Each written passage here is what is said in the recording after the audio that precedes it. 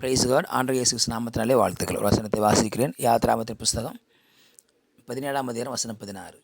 அமலேக்கின் கை கர்த்தருடைய சிங்காசனத்துக்கு விரோதமாய் இருந்தபடியால் தலைமுறை தலைமுறை தோறும் அவனுக்கு விரோதமாய் கர்த்தரின் யுத்தம் நடக்கும் என்றான். இங்கே கர்த்தருக்கு விரோதமாய், இங்கே அமலேக்கு என்கிற ஒரு மிகப்பெரிய சந்ததி கர்த்தருக்கு விரோதமாக, அமலேக்கின் கை கர்த்தருடைய சிங்காசனத்துக்கு விரோதமாக இருந்தபடியினால். ஒன்றை நாம் புரிந்து கொள்ள வேண்டும். இந்த பூமியிலே மனுஷனுக்கு விரோதமாக ஒரு மனுஷன் எழும்புகிற பொழுது அவனால் முடிந்த அளவுக்கு அவன் தன் திறமையை வெளிக்காட்டுவான். அதன் பிறகு அதோடு விட்டு விடுவான். ஒருவேளை வெற்றி யாருக்காக இருக்கலாம். 2 பேர் சண்டையிடும் பொழுது வெற்றி தோல்வி ஒருவருக்கு இருக்கலாம்.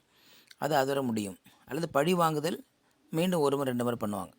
ஆனால் இங்கே பார்க்குறோம், கர்த்தருக்கு விரோதமாய், கர்த்தருடைய ராஜ்யத்துக்கு விரோதமாய் அமலேக்கின் கை எழும்பினபடியினால், அமலேக்கின் கை கர்த்தருடைய ராஜ்யத்துக்கு விரோதமாய், கர்த்தருடைய சிங்காசனத்துக்கு விரோதமாய் எழும்பினது.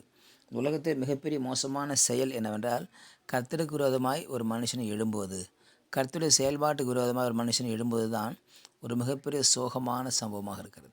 கர்த்தருக்கு விரோதமாக அவன் எழும்புகிற பொழுது, கர்த்தருக்கு விரோதமாக அமலேக்கின் கை எழும்பின பொழுது, கர்த்தருக்கு விரோதமாக அமலேக்கியன் கை எழும்பினதுனால கர்த்தர் அவனை எதிர்கொண்டார்.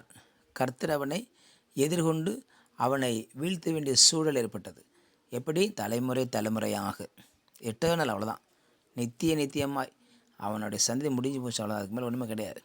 ஆக இந்த பூமியில் ஒரு மனுஷனுக்கு விரோதமாக எழும்போது பரவாயில்ல. ஆனால் தேவனுக்கு விரோதமாக, தேவனுடைய ராஜ்யத்துக்கு விரோதமாக, தேவனுடைய ஊழியக்காரர்களுக்கு விரோதமாக, தேவனுடைய பிள்ளைகளுக்கு விரோதமாக, தேவனுடைய சபைக்கு விரோதமாக எவன் எழும்பினாலும் அங்கே கர்த்தர் வந்து நின்று யுத்தம் பண்ணுவார். அவனுடைய சந்ததி தலைமுறை தலைமுறையாக இல்லாமல் போய்விடும். சாபம் பின்தொடரும். அவனுடைய பொல்லாப்பை கர்த்தர் நியாயம் விசாரிப்பார். அவன் செய்த காரியத்தை கர்த்தரே நின்று அவர் நியாயம் விசாரிப்பார். ஆகவே தலைமுறை தலைமுறையாக அந்த கூட்டமானது அழிந்து போகிறதாக இருக்கிறது.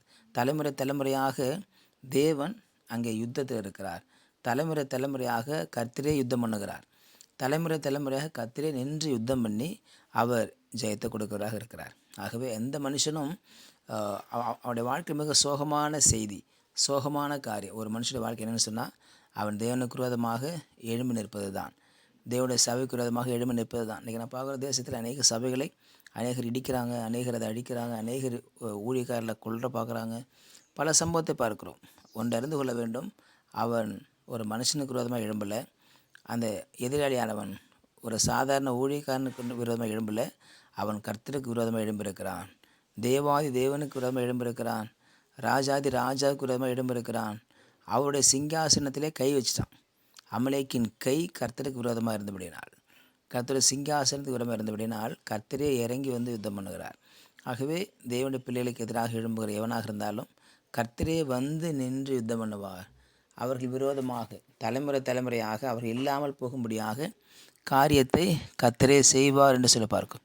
ஆகவே அவர்களுக்கு விரோதமாக கர்த்தர் யுத்தம் நடக்கும் என்று சொல்லி இங்கே மோசே சொல்லுகிறார். ஆகவே தேவனுடைய பிள்ளைகளுக்கு விரோதமாக யார் எழும்பினாலும் நாம் யுத்தம் பண்ண தேவையில்லை. கர்த்தரே வந்து நின்று யுத்தம் பண்ணுவார். நாம் சண்டைப்பட வேண்டிய அவசியம் இல்லை. கர்த்தரே வந்து நின்று அவர்களை நிக்கிரகம் பண்ணுவார், இல்லாமல் போக பண்ணுவார் என்று சொல்லி பார்க்குறோம். ஒரு தேன் கூடு இருக்குன்னா அதில் ஈக்கெல்லாம் இருக்கும். யாராவது எந்த ஒரு பயம் இல்லாமல் கூட போய் அவங்க அந்த தேன் கூட்டை தொடுறாங்க அப்படின்னா, அந்த தேனானது, அந்த தேன் கூட்டில் இருக்கிற ஈயானது, தேனீக்களானது அவர்களை கொத்தி விடும். அநேகர் அதனால் மரித்தும் இருக்கிறாங்கன்னு சொல்லி கேள்விப்படுகிறோம். ஆகவே தேனீக்கள் எல்லாம் அவனை கொத்தி விடும், இல்லாமல் போய்விடும். தேவனுடைய பிள்ளைக்கு விரோதமாக யார் வந்து எழும்பினாலும் தேவனே யுத்தம் பண்ணி அவர்களை நிக்கிரகம் பண்ணுவார், நாசமாக்குவார், அவர்கள் தேசத்தில் இல்லாமல் போக பண்ணுவார் என்று சொல்லி பார்க்கிறோம். ஆகவே தேவனுக்கு விரோதமாக எழும்புகிற காரியத்தில் மக்கள் ஒரு விழிப்புணர்வு அடைய வேண்டும். தேவராஜ்யம் மிக முக்கியமான, தேவனுடைய சிங்காசனம் மிக முக்கியமானதுன்னு சொல்லி எல்லோரும் அறிந்து கொள்ளும்படியாக நாம் அவர்களுக்காக ஜெபிக்க வேண்டும். அப்படி ஜெபிக்கிற பொழுது அவர்களும் அந்த எண்ணத்திலிருந்து மனம் மாறுவார்கள், மனம் திரும்புவார்கள், அவள் இயேசுவை ஏற்றுக்கொள்வார்கள். ஜெபிக்கலாம். பரிசுத்த நாளுக்கு ஸ்தோத்திரம் பண்ணுகிறோம். கேட்ட வார்த்தை நன்றி ஆண்டவரே. அமலேக்கின் கை கர்த்தர் ராஜ்யத்துக்கு விட எழும்பினதுனால தலைமுறை தலைமுறையாக கர்த்தர் யுத்தம் பண்ணி அவர் இல்லாமல் போக பண்ணினார். ஆண்டவரே, எங்கள் தேசத்தில் காணப்படுற மக்கள் யாரெல்லாம் குடும்பம் எழும்புகிறார்களோ, யாரெல்லாம் சபை அடிக்கிறாங்களோ, ஊழியர்கள் அடிக்கிறாங்களோ, அவர்களுக்கெல்லாம் நான் பரிதபித்து பாரப்படி ஜெபிக்கிறப்பா.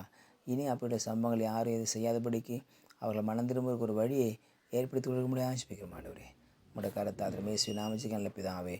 ஆமேன். ஆமேன். You will be succeeded. Price